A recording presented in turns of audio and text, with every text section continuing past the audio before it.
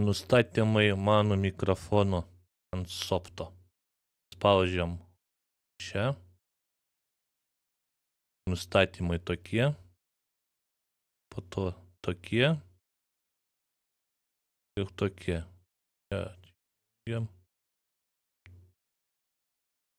Čia neįsijungia programa. Jinai randasi dabar va šiandien. Yra 3 programos, bet jos vienodas, tik dizainas skiriasi.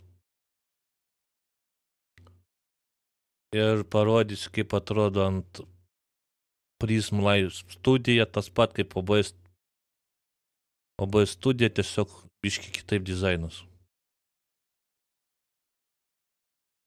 Va taip, čia filtrai pas mane išjungti. Spaudžiam čia. Čia.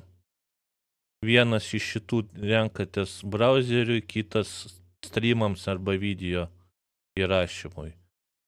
Nes jeigu pajungsit vieną ir ten neveiks. Arba brauzerį neveiks, arba OBS Studio, arba Prismo, arba Streamlabs, arba TikTok'e, kurio jūs naudojat programą. Tai vat.